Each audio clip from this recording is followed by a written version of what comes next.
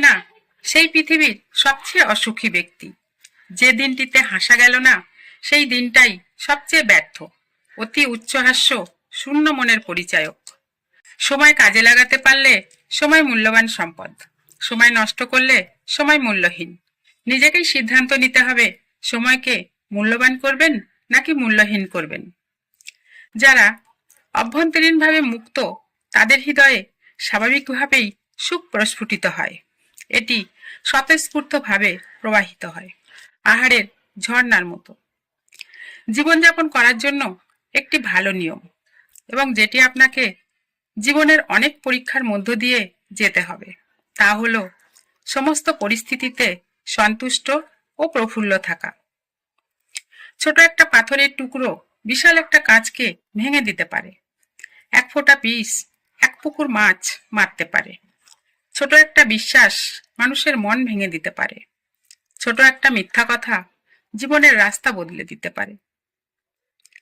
যখন কয়েক সেকেন্ডের হাসিতে সুন্দর ছবি আসতে পারে, তাহলে সবসময় মুখে হাসি রাখলে জীবনটা কত সুন্দর হতে পারে। 20 লাখ টাকার গাড়ি কিনে লাভ কি যদি সেই গাড়ির জানালাটা 2 টাকার জন্য বন্ধ থাকে? ঝগড়া থামাতে লাগে একজন, ঝগড়া বাঁধাতে লাগে দুজন, ঝগড়া জোরালো করে তৃতীয় জন, ঝগড়ার ফায়দা লুটে বহুজন। তাই ঝগড়া থেকে বিরত থাকুন। লোকের চোখে খারাপ হতে গেলে খারাপ কাজ করার দরকার নেই। শুধু উচিত কথা বললেই মানুষের চোখে খারাপ হয়ে যাবেন। ভালো কথা খুঁজে না পেলে চুপ থাকা ভালো। খারাপ কথা বলার জন্য কেউ কোনোদিন নোবেল পায়নি, এমনকি চুপ থাকার অপরাধে কারো কখনো ফাঁসিও হয়নি।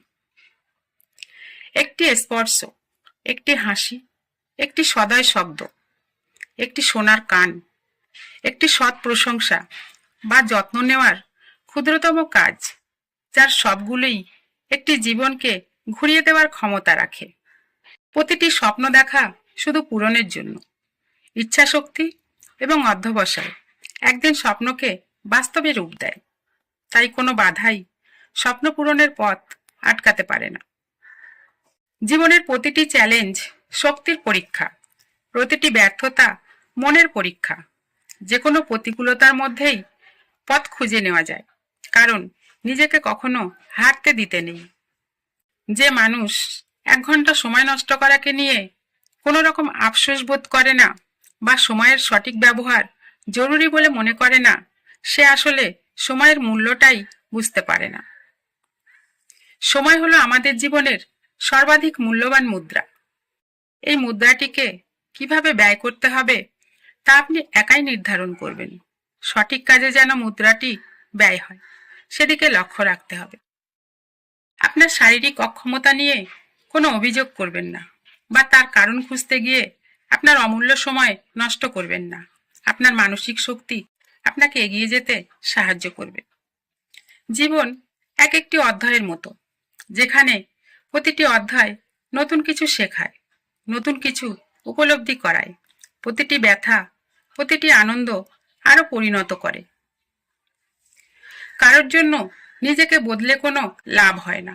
বদলাতে হলে নিজের জন্যই নিজেকে বদলাতে হয়, কারণ সে সারা জীবন না থাকতে পারে, কিন্তু আপনি আপনার মধ্যে সারা জীবনই থাকবেন।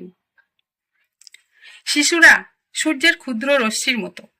তারা অন্ধকারতম দিনগুলোকে আলোকিত করে। মায়ের পৃথিবীতে সন্তান এমন একটা সূর্য যেটা কখনো ম্লান হয় না, এমন একটা চাঁদ যে কখনো অদৃশ্য হয় না। মহাবিশ্বের একমাত্র ভালোবাসা যা সত্যই শর্তহীন, নিঃস্বার্থ এবং ক্ষমাশীল, তা হলো পিতামাতার ভালোবাসা। একটি শিশু দিনগুলিকে ছোট করে দেয়, ভালোবাসাকে আরো শক্তিশালী করে, জামা কাপড়কে আরো বেশি করে, বাড়িকে আরো সুখী করে, অতীতকে ভুলিয়ে দেয় এবং ভবিষ্যতের জন্য বেঁচে থাকার ইচ্ছা জাগায়। জীবনটা এমনই একটা ক্যানভাস, যেখানে প্রতিটি দিন, প্রতিটি মুহূর্ত নতুন কিছু সৃষ্টি করা যায়। যে যার নিজের জীবনের শিল্পী, যাত্রা প্রতিদিন নতুন রঙে সাজানো যায়। বৃষ্টি থেমে গেলে ছাতাটাকেও বোঝা মনে হয়। কালি ফুরিয়ে গেলে কলমটাও আবর্জনায় জমা হয়। বাসি হয়ে গেলে প্রিয়জনের দেওয়া ফুলটাও পরের দিন ডাস্টবিনে পাওয়া যায়। কিছু সম্পর্ক ভেজা কাঠের মতো, না জ্বলে না নেভে, শুধু ধোঁয়া বের হয় আর চোখ থেকে জল ঝরায়। এমন সম্পর্কের প্রয়োজন নেই। জীবনে সবকিছু পেতেই হবে বিষয়টা কিন্তু এমন নয়। মন জুড়ে শান্তি থাকলে না পাওয়াগুলো বাদ দিয়ে ভালো থাকা যায়। জীবনের প্রতিটি মুহূর্তই ভবিষ্যৎকে সাজিয়ে তোলার জন্য কাজ করে। তাই জীবনের প্রতিটি মুহূর্তকেই সঠিকভাবে কাজে লাগানোর চেষ্টা করলে তবেই একটা ভালো ভবিষ্যতের আশা করা যায়। সামনাসামনি কথা বলার সাহস না থাকলে পেছনে কথা বলার মতো দুঃসাহসটা না দেখানোই ভালো।